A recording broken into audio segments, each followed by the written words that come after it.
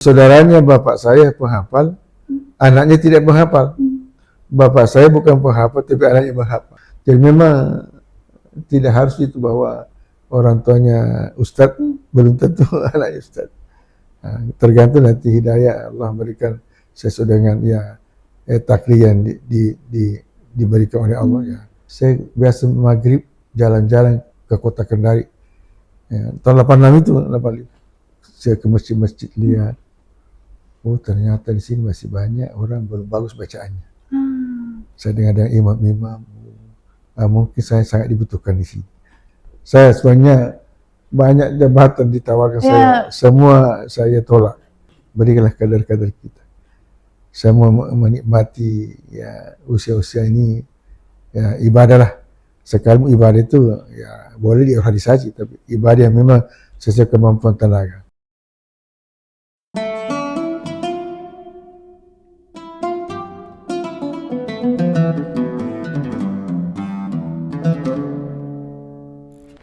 Assalamualaikum warahmatullahi wabarakatuh. Senang sekali rasanya saya Desi Triana menjumpai Anda dalam program Kisah Para Kiai yang tayang di channel YouTube tribunnews.com. Tribuners, hari ini saya berkesempatan untuk mewawancarai salah satu tokoh, salah satu kiai kami di Provinsi Sulawesi Tenggara, dan sudah hadir di samping saya Bapak Dr. Randos Kiai Haji Mursyidin, Magister Hukum Indonesia, selaku Ketua Majelis Ulama Indonesia Provinsi Sulawesi Tenggara periode 2021-2026. Kita akan mengulik seperti apa perjalanan Pak Kiai dalam dakwahnya di Sulawesi Tenggara. Langsung saja saya sapa. Assalamualaikum Pak Kiai. Waalaikumsalam warahmatullahi wabarakatuh. Apa kabar hari ini? Alhamdulillah sehat walafiat. Ya. Berkat nikmat Allah. Ya. Nikmat Allah yang mengantarkan kita hari ini untuk tetap semangat juga. Alhamdulillah. Dan sebelumnya kami juga mengucapkan terima kasih banyak sudah berkesempatan diwawancarai dan untuk mengulik seperti apa kisah perjalanan dari Pak Kiai itu sendiri. Dan Pak, ini tahun 2026 menjadi akhir periode ya Bapak menjabat sebagai Ketua Umum MUI Provinsi Sulawesi Tenggara. Sebelum jauh melangkah Pak, saya ingin tanya dulu, seperti apa perasaannya di akhir periode ini? Alhamdulillah, saya bersyukur karena kita akan tampilkan nanti kader-kader muda sebagai pelanjut tongkat estafet kepemimpinan MUI ke depan insya Allah. Jadi saya merasa bangga karena melihat kondisi Sultra sudah banyak, kita punya kader yang bisa kita tampilkan sebagai menahkodai MUI ke depan insya Allah. Ya. Dan kalau boleh tahu sendiri, kabarnya juga ini adalah periode ketiga dari Pak Kiai. Artinya sudah mengawal Majelis Ulama Indonesia di Provinsi Sulawesi Tenggara selama hampir 15 tahun. Nah, ini perjalanan yang saya rasa tidak singkat, perjalanan yang cukup panjang. Bagaimana perasaannya Pak bisa berada dalam sebuah lembaga yang cukup besar? Alhamdulillah, jadi begini, terpaksa kita kembali cerita dari awal. Jadi sebenarnya kami ini, saya ini asli dari Bone. Di sana saya SD, tamat SD. Saya masih ingat tuh sekolah kami di Watampone itu, SD nomor 8. Tamat tahun 1970. Setelah itu saya lanjut ke PGA. Tapi namun demikian waktu di SD kami disibukkan di samping sekolah di dasar juga ada dulu namanya sekolah Arab. Nah, sorenya. Jadi pagi SD-nya, sore sekolah Arab. Malamnya saya menghafal mengaji.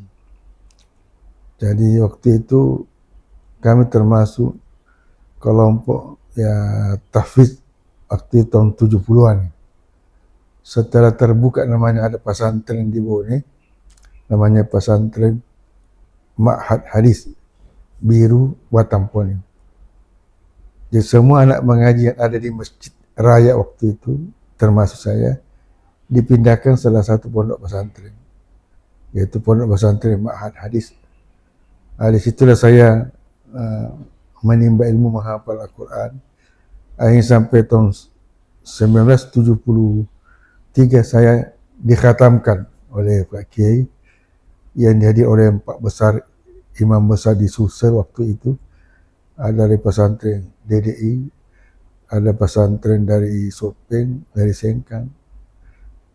Ya, terwujudlah acara namanya acara Maulid 4 besar, dirangkaikan dengan penakmatan seorang hafal Qurannya. Waktu itu saya diantaranya.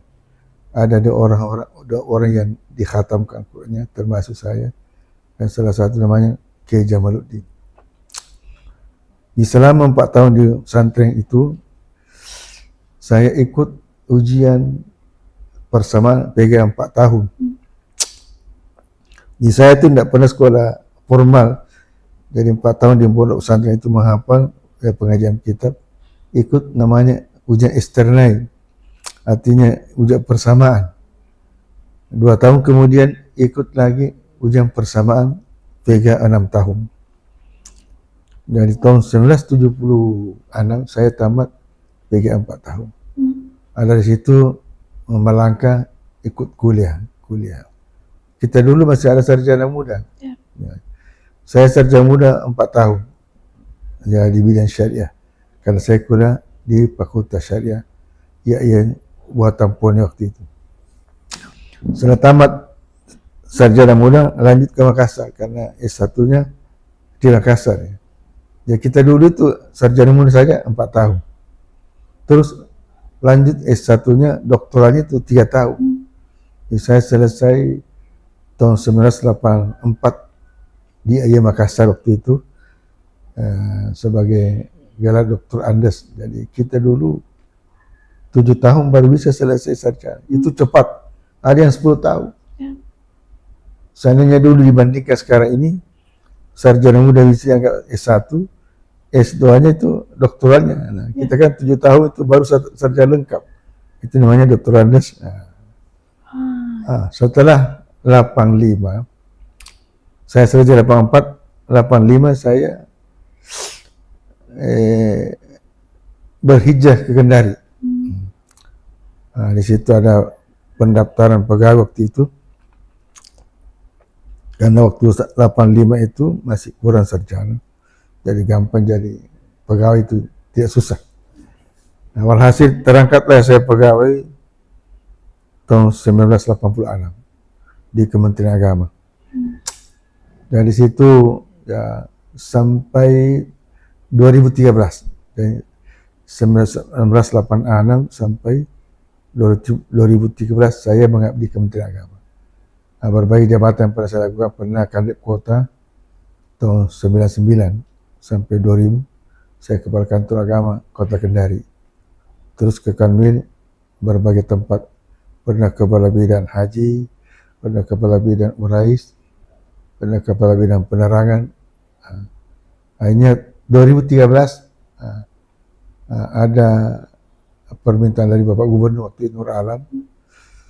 Akhirnya kami mungkin dibutuhkan tenaga, dipindahkan ke Pemda Provinsi mulai tahun 2013. Di situlah saya pensiun. Dia pindah total dari Kementerian Agama ke Pemda, bukan dititip, pindah total. Jadi makanya pensiunan kami di pemerintah provinsi.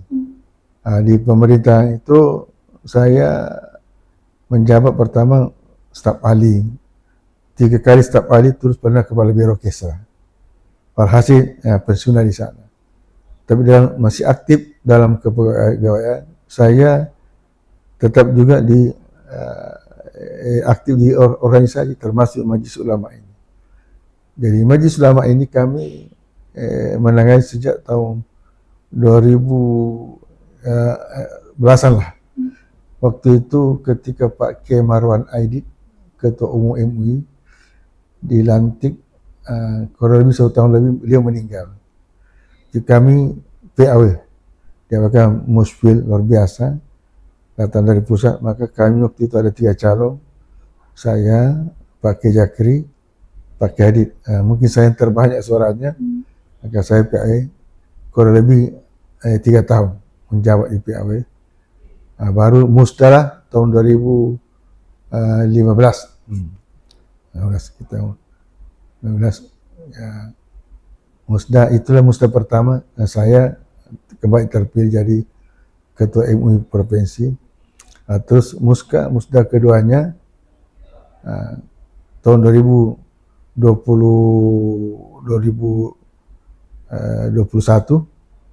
sampai 2026 ini saya juga terpilih yang kedua kalinya. Nah akhirnya ya ini 2026 ini sudah berakhir, akan musda insyaallah kita akan memilih nanti yang terbaik untuk menahkodai MUI ke depan. Nah aturan dalam di MUI bahwa maksimal menjabat sebagai ketua umum itu maksimal 2 periode. Dulu ada 3 periode, tapi setelah ada aturan baru, maka itu sudah dipatok maksimal 2 kali. Nah, alhamdulillah di samping sebagai ketua umum selama ini, saya juga di ormas lain sebagai wakil ketua LPTQ provinsi. Yang ketuanya itu Pak Sekda, saya ketua 1 lembaga pengembangan tilawatul Quran. Itulah perjalanan hidup kami selama di Sultra. Jadi sejak 85 sampai sekarang berada di Sultra, jadi kurang lebih 41 tahun saya sudah di Kendari. Alhamdulillah. Masya Allah, panjang sekali ternyata. Dari Bone, Watampone, kemudian ke Kota Makassar, kemudian memilih Kota Kendari sebagai ibarat ini sebagai tempat bernaung hingga sampai menduduki berbagai macam jabatan dan dipercayai juga sebagai Ketua MUI Provinsi Sulawesi Tenggara. 1 kali PAW dan 2 kali dipilih secara lewat musyawarah daerah. Nah, Pak Kiai, kita ulas satu-satu karena perjalanannya luar biasa sangat panjang. Ketertarikan terhadap agama Islam itu sendiri, karena saya yakin kita tumbuh menjadi anak-anak itu biasanya kan pengen main, pengen banyak sekali aktivitas yang kita lakukan. Nah, Kiai pada masa kecil dulu itu ketertarikannya dalam belajar agama apakah memang terdorong karena orang tua yang mendukung aktivitas keagamaan itu sendiri atau seperti apa, Pak Kiai? Terima kasih nak. Jadi dulu karena rumah kami dekat dengan masjid raya itu, saya berada komunitas yang agamis, kan di situ ada pengajian, ada pembinaan hafalan, ada pembinaan pengaji dasar. Kan dekat dengan masjid, setiap hari ke masjid melihat anak-anak di situ menghafal, saya juga tertarik. Tadinya saya ikut belajar mengaji. Setelah dilihat guru ternyata saya punya potensial, langsung dibilang guru, Ananda pindah menghafal. Di saya menghafal Al-Quran itu kurang lebih 4 tahun. Mulai kelas 5 SD, saya menghafal Al-Quran, kelas 5, kelas 6, pindah kelas 1, saya berhenti, langsung pesantren. Jadi selama 4 tahun saya itu menghafal Al-Quran. Dalam umur kira-kira 15 tahun barangkali, kan baru 1 tahun tamat dari SD, sudah tamat 30 juz. Alhamdulillah, karena memang saat itu, karena berada komunitas memang, ya kita terpenuhi dengan lingkungan seperti itu. Jadi saya lah termasuk salah seorang santri yang pertama ditempatkan di pesantren itu. Pesantren apa kalau pesantren Ma'had Hadis Biru Watampone waktu itu. Masih ada sampai sekarang? Masih ada sekarang. Saya masih pembina sekarang di sana. Tapi sudah ada yang, itu adik-adik kami menjadi pimpinan di sana yang melanjutkan. Di situ tercetak berbagai banyak hafalan Quran. Setelah saya pindah ke Kendari, saya tingkatkan di pembinaan tahfidnya. Saya tinggal di Umus Sabri. Waktu itu saya buka pembinaan tahfidz. Ini muncullah banyak kader-kader kami sini yang punya pondok pesantren. Itu pondok pesantren Al-Askar, ada Hendrik, Alpi, itu semua dari kami. Mereka sekarang besar pesantrennya, membina termasuk diantaranya bidang hafalan Al-Quran. Berarti dorongan lingkungan juga termaksud. Dukungan orang tua seperti apa? Ya alhamdulillah, karena memang lukis seperti itu, pokoknya memang lingkungan sangat berpengaruh. Ya dulu tidak pernah saya bayangkan mau menghafal Al-Quran, tapi karena selalu main-main di situ tempat komunitas, memang tempatnya para penuntut ilmu Al-Quran, akhirnya otomatis masuk. Alhamdulillah juga ya. Seperti itulah yang kami alami selama ini. Ya, Kalau boleh tahu latar belakang orang tua dari Pak Kiai sendiri, kalau di Bone itu kan banyak petani. Iya. Ya, apakah orang tuanya juga petani kah atau Ah. pengusaha? Itu yang saya katakan bahwa memang menghafal Quran itu satu hidayah. Ya. Tidak harus seperti dulu bahwa tidak jauh jatuhnya buah dari Iya, pohon. pohonnya. Jadi kalau kita melihat sejarah, orang tua saya bukan penghafal, tukang emas. Wah. Tapi saudaranya bapak saya penghafal, anaknya tidak menghafal. Bapak saya bukan penghafal, tapi anaknya menghafal. Termasuk saya sekarang ini, ya, saya sedih menghafal, anak saya tidak ada menghafal. Pak tetap waktu masih kecil saya bina untuk menghafal itu, tapi memang tidak ada bakatnya. Ternyata bakatnya ke eksakta. Ya, anak saya pertama itu awalnya saya bina menghafal, selalu sakit kepalanya. Ternyata setelah berkembang, oh, memang dia bakatnya di eksakta. Jadi dia, anak saya lulusan UHAL itu jurusan fisika. Ya.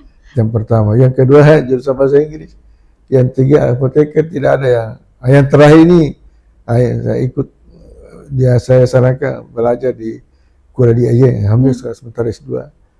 Dia itu yang anak saya yang terakhir. Jadi memang tidak harus itu bahwa orang tuanya ustadz, belum tentu anaknya ustadz. Tergantung nanti hidayah Allah berikan sesuai dengan takdir yang diberikan oleh Allah ya. Maka saya katakan saya kasih menghafal anaknya orang, tapi tidak ada anak saya yang menghafal. Artinya Pak Kiai juga tidak memaksakan anak-anaknya untuk ikut seperti Pak Kiai? Tidak, ya, karena dulu di pondok pesantren Musabri kan saya di situ. Setelah tinggal berada di Kendari, tentu ditempatkan di situ membina anak santri sampai kerja di Kandil Agama kan berhadapan di situ Musabri. Saya didik menghafal, ikut juga anak. Dia sudah hafal satu juz, Senin sakit kepalanya. Oh, enggak bisa. Kan saja melatih tilawah, ya tilawah mana qori, hampir semua qari sultannya dari kami semua. Saya latih anak saya untuk tilawah, tidak bisa suaranya melonjak, datar. Memang tidak ada bakatnya. Dan itulah ada usaha. Tapi memang tidak ada nasibnya anak saya ke sana. Tapi yang jelas semua anak saya semua dari sekolah agama, nanti perguruan tinggi baru pindah ke di umum. Ya. Jadi tetap diberikan jalur akses untuk belajar soal agama, ada. Namun berjalannya waktu punya keahlian tersendiri. Ya, kita arahkan setelah ternyata kalian ini kita arahkan ke sana. Iya.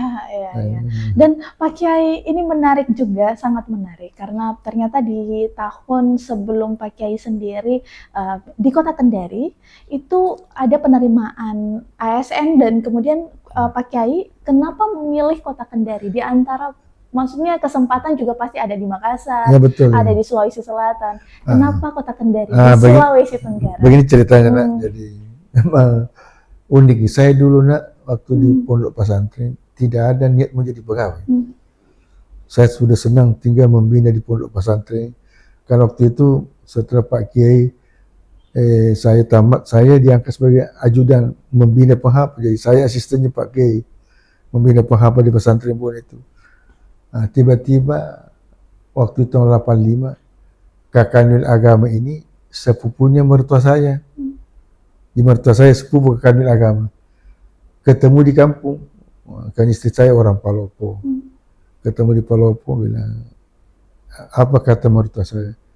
Pak Kakanil, kan Anda Kakanil Sultra, Kakanil Agama. Iya, Anda butuh sarjana. Menantu saya di Bone itu penghafal Quran, sarjana syariah lagi. Langsung dibilang Pak Kanil, saya sangat butuh seperti itu. Apa waktu itu masih kurang sarjana. Jadi waktu itu saya disampaikan suruh ke Kendari. Kendari saya tidak tahu apa itu Kendari. Jadi untuk apa ke Kendari? Ketemu itu namanya Pak Jabar. Itu Pak Jabar namanya Kakanil Agama waktu itu tahun 1985. Alhasil yang namanya tentu tidak mungkin kita menolak apa kata mertua. Saya lapor Pak Kiai Bone, ini ada perintah di mertua disuruh ke Kendari.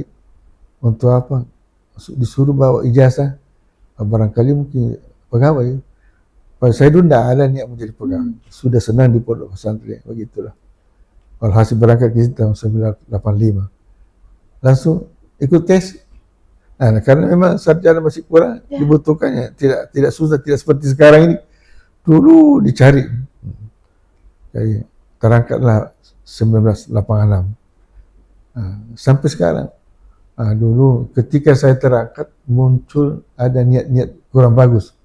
Apa itu, Pak Kiai? Maksudnya kalau nanti 100% saya mau kembali ke Buni, Ya. itu niat tidak benar, tidak bagus. Karena termotivasi belum merekat dalam hati bagaimana pegawai itu. Karena saya di pondok pesantren juga digaji waktu itu, sekali gaji kecil tapi berkahnya banyak. Tapi kenapa ada itu disebut niat tidak bagus? Begini. Itu kan mau pulang kampung. Ya, artinya nanti 100% saya mulai pulang ke Bone, mutasi artinya apa sehingga tidak terjadi seperti itu. Saya waktu saya terangkat, saya biasa maghrib jalan-jalan ke kota Kendari. Ya, tahun 86 itu, 85. Saya ke masjid-masjid lihat. Oh ternyata di sini masih banyak orang belum bagus bacaannya.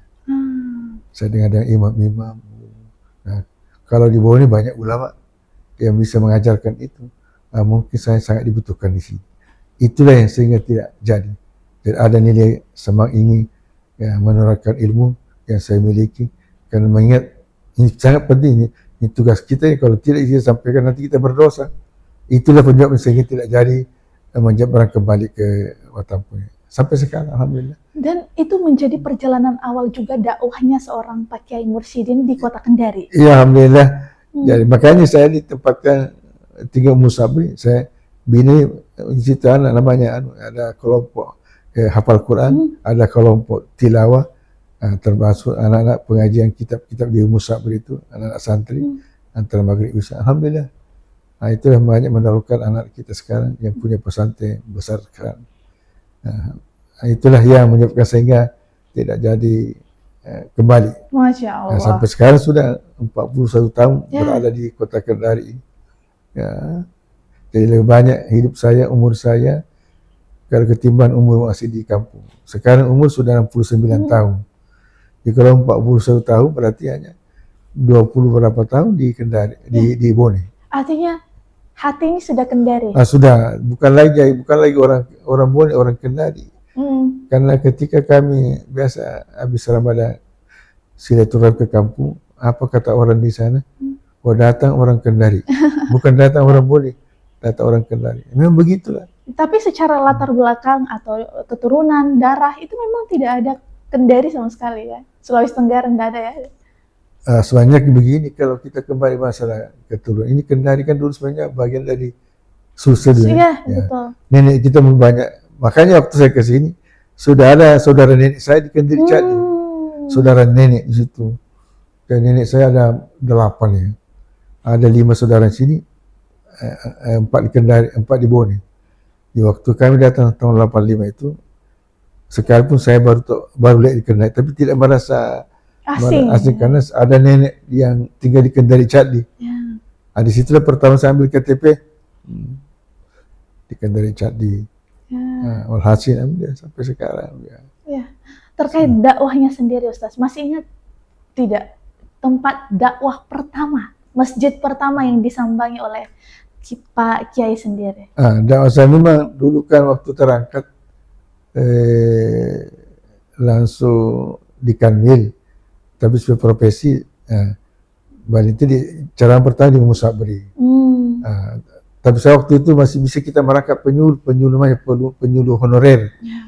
Saya satu tahun menyuluh di Cialam Jaya tahun 87 tuh, Cialam di Konda masuk. Di setiap malam Jumat saya naik motor ke sana mengajar, mengaji daerah Trans di situ. Sampai juga mengisi jadwal di masjid kota-kota Kendari ini. Saya bergiliran. Waktu itu masih kurang masjidnya. Paling masjid yang besarnya masjid rakyat kota itu masjid Al-Falah. Ini Al-Kausar waktu itu datang baru dibangun. Masjid Al-Kausar. Nanti tahun 80-an sekian baru hampir tahun 90-an sudah baru dibangun Al-Kausar itu. Jadi kita keliling ceramah ya sangat dibutuhkan waktu itu. Nah, di samping memang pencarian masih kurang. Setelah beberapa tahun kemudian sudah mulai ya banyak berdatangan dan banyak kader-kader sudah bisa kita antisipasi masih di Kota Kendari secara keseluruhan begitu. Ya, dari perjalanan Pak Kiai sendiri, Pak Kiai memaknai perjalanan ini sebagai perjalanan apa Pak Kiai? Karena mulai dari kecil, kemudian juga berlanjut hingga masa dewasa, mengantarkan pesan-pesan keimanan kepada umat Islam, khususnya yang ada di Kota Kendari, Sulawesi Tenggara. Itu memaknai perjalanan ini seperti apa Pak Kiai? Makanya salah satu, saya anggap perjalanan yang mengandung nilai-nilai ibadah. Karena kata Rasul, siapa yang berhijrah karena Allah akan diberikan pahala berlipat ganda. Nah, hijrah di sini hijrah dalam arti pindah suatu tempat dalam rangka untuk mengembangkan pendidikan keagamaan, termasuk kategori nilai jihad. Jihad itu kan ada kesungguhan hati. Nah, karena jihad itu bukan diartikan sebagai perang. Seseorang memiliki jiwa kesungguhan hati itu sudah jihad. Mencari rezeki karena Allah itu jihad, berpahala. Menuntut ilmu karena Allah itu juga berpahala. Membantu orang karena hati sungguh betul karena itu jihad, termasuk nilai pahala. Termasuk Anda ini memberikan informasi bagaimana saya didengar orang menjadi dakwah, itu jihad, itu pahala juga. Pahala yang kita tidak sangka-sangka. Kan jangan dilihat bahwa pahala itu hanya salat, mengajak orang kebaikan itu pahala juga, karena Nabi mengatakan man dallahu ala khairi kafa'ili, siapa yang menunjukkan seseorang kepada kebaikan sama dia melakukan kebaikan. Jadi ketika Anda seperti menyebarkan, orang dengar, orang memanfaatkan itu pendengar apa yang kita sampaikan, mereka berpahala, Anda dapat pahala, saya juga dapat pahala. Maka tidak ada ruginya menyampaikan sesuatu kebaikan. Dan begitu juga sebaliknya, kejahatan yang kita lakukan, orang membuat kejahatan gara-gara kita, mereka dapat dosa, kita juga dapat imbasnya. Nah, seperti itu. Jadi perjalanan ini dimaknai sebagai perjalanan ibadah, jihad. Ya. Dan Pak Kiai, ini juga menyangkut terkait jabatan yang segera berakhir di tahun terakhir ini 2026. Setelah menjadi Ketua Majelis Ulama Indonesia Provinsi Sulawesi Tenggara, kira-kira apa nanti kegiatannya jika sudah tidak menjabat? Alhamdulillah. Saya sebenarnya banyak jabatan ditawarkan saya, semua saya tolak. Ini FKUB, Forum Komunitas Umat Beragama, kan saya rekomendasi umat Islam untuk masuk di situ. Saya ditawarkan, saya bilang saya tidak, berikanlah kader-kader kita. Saya mau menikmati ya usia-usia ini, ya ibadah lah. Sekarang ibadah itu ya boleh diorganisasi, tapi ibadah yang memang sesuai kemampuan tenaga. Jadi saya bersyukur ya. Bahkan sebenarnya periode sebelumnya saya sudah berniat untuk tidak menyahuti, tapi karena aklamasi Pak Kiai. Nah, untuk tahun ini ada aturan bahwa maksimal 2 periode. Sebelumnya kan masih bisa 3. Selama pimpinan di atas menyetujui, pimpinan berarti kalau provinsi disetujui oleh pusat, bisa 3 periode. Saya baru 2 periode. Setelah keluar aturan baru, saya sangat bersyukur. Batas maksimal. Nah, sebenarnya kegiatan kami masih banyak. Sekarang kami dilantik sebagai ketua IPIM. IPIM itu ya kalau di pusat Menteri Agama, ketua IPIM, Ittihad Persaudaraan Iman Masjid. Saya baru lantik Pak Menteri waktu S3 kemarin, saya dilantik sebagai ketua IPIM Sultra. Nah, itu ormas baru yang menangani masalah bagaimana membina imam bacaannya itu. Nah, saya terima itu karena bagaimana punya profesi seperti itu dan tidak menguras tenaga seperti itu. Nah IPIM itulah maka saya terima. Yang lain itu nanti saya sudah minta maaf, nanti serahkan kepada adik-adik kami yang punya potensial, dan sekarang kandidat sudah banyak yang mempunyai bisa ke arah situ. Jadi kegiatan kami kan saya di Masjid Agung Al-Qaus sebagai imam besar. Nah, itu saya teguni, makanya ada mobil dinas itu saya panggil itu mobil imam itu dari Pemda. Sejak 2018 saya ambil itu mobil, dikasih untuk Pak Gubernur sebagai mobil dinas imam besar. Nah, itu mobil pemerintah, itu bukan mobil pribadi. Artinya akan terus juga berdakwah, Ya tetap ya. ya, khususnya di Masjid Al-Kautsar. Yang Al-Kautsar, yang tempat saya berdakwah biasa Al-Kautsar, Al-Alam, Umus Sabri, masjid saya dekat rumah di Masjid Nurul Huda di Balai Kota, Masjid Al-Jariyah. Tidak banyak saya terima, Ya. kecuali ceramah-ceramah lain. Saya kondisikan kekuatan kesehatan. Oke, terkait kesehatan sendiri nih Pak, dari Pak Kiai sendiri ada tidak tips menjaga kesehatan? Ya Alhamdulillah, ya intinya itu kesehatan. Jadi yang bisa berpengaruh kepada kesehatan kita, pikiran. Jangan memaksa berpikir, jangan memikirkan orang lain, jangan pikirkan urusannya orang lain, pikirkan urusan dirinya. Yang kedua, selalu kita berbaik sangka kepada orang.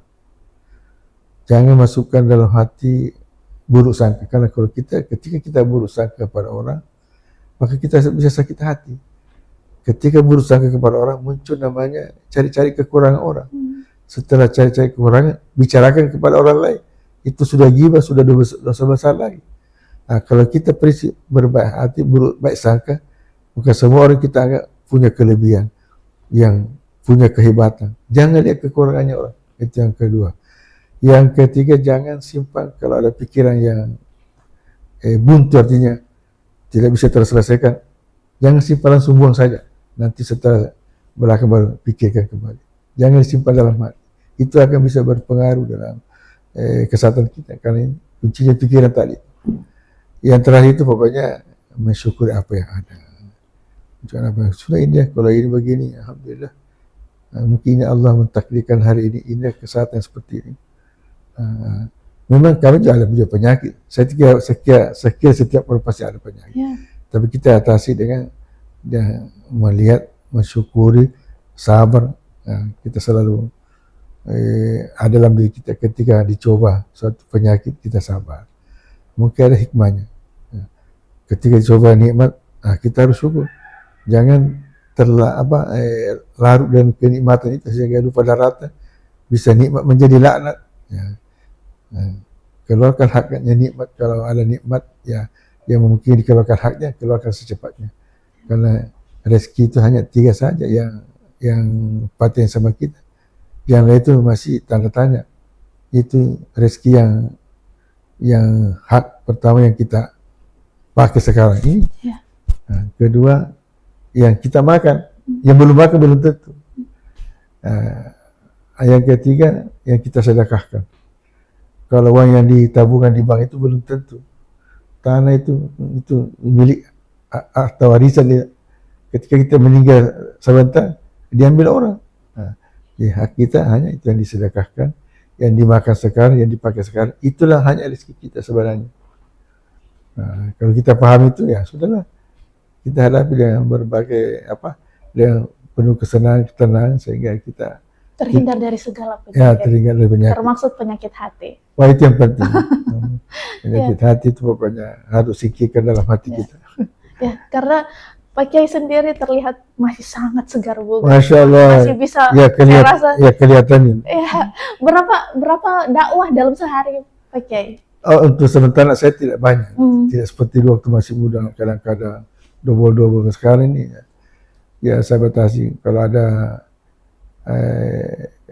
minta ceramah, masalah apa nak? Saya langsung kontak di MUI, komisi ini kamu pergi ceramah. Langsung diutus. Ahlinya. Kalau dulu waktu masih awal-awal prode, saya memang termasuk di awal prode itu, kadang-kadang ya itu kan masih kurang anak-anak kita. Semua tumpang pertanyaan sama saya. Pokoknya ya itulah masih terbatas ya. Sama termasuk ketika kami membuka kantor kami, Tribun News Sultan. Kebetulan Pak Kiai langsung yang turut menjadi pemimpin doa kami juga pada saat itu. Dan harapannya Pak Kiai, kira-kira di tahun ini mungkin ada sesuatu mungkin juga yang ingin digapai atau yang ingin direncanakan atau seperti apa Pak Kiai? Ya begini, kalau tahun ini kami mengharapkan mudah-mudahan yang pertama dulu kepemimpinan daripada MUI ke depan kita cari yang terbaik. untuk menakoda ilmu ke depan. Yang kedua, saya kira memang perlu nanti ke depan harapan kami MUI selalu berkolaborasi dengan Tribun yang jadi adik-adik dari Tribun tolong sering-sering ke sinilah, karena kemungkinan nanti yang jadi ya tidak jauh ya pengurusan lama, yang tidak boleh hanya lama hanya ketua umum saja. Ada kemungkinan nanti yang kami mungkin dibawa ke Dewan Pertimbangan. Pada pertimbangan itu tidak sibuk ya. Karena sekarang Dewan Pertimbangan MUI Pak Ahmad Al-Jupri, setelah meninggal itu Pak Profesor Abdul Al-Hazza meninggal, langsung Pak Ahmad Al-Jupri, ketua Dewan Pertimbangan. Nanti ini kepengurusan yang tidak boleh itu ketua umum, ya yang lain itu masih berpengurus lama ya bisa berlanjut. Yang penting ketuanya saya tidak boleh 2 kali, dia boleh 3 kali lah. Di harapan kami ya mudah-mudahan ada adik dari Tribun selalu ya komunikasi lah. Tapi teman-teman kami insyaAllah terbuka ya. Pasti. Ya harapan kami kita. Karena Tribun saya ini cukup. Sering saya memantau informasinya cukup akurat, alhamdulillah. Ada hal yang menjadi pelajaran pendidikan kita lihat apa yang disampaikan oleh di warga kita Tribun ini. Ya. Oke. Sekali lagi terima kasih banyak atas waktunya. Pak Kiai sudah membersamai kami juga. Dan cerita Pak Kiai tentunya menjadi pembelajaran juga pastinya untuk umat Islam yang ada di Kota Kendari, khususnya juga untuk kami yang mendengarkan langsung seperti apa perjalanan dari Pak Kiai Mursyidin. Dan juga saya ingin mengucapkan terima kasih banyak untuk para Tribuners dimanapun berada yang sudah menyaksikan kisah para Kiai hari ini. Pastikan untuk terus mengikuti deretan program menarik kami yang tayang di channel YouTube kami. Saya Desi Triana, pamit undur diri bersama dengan narasumber saya yang luar biasa. Di sini ada Dr. Randos Kiai Haji Mursyidin, Magister Hukum Islam. Pak, terima kasih banyak. Sampai jumpa. Assalamualaikum warahmatullahi wabarakatuh. Waalaikumsalam warahmatullahi wabarakatuh.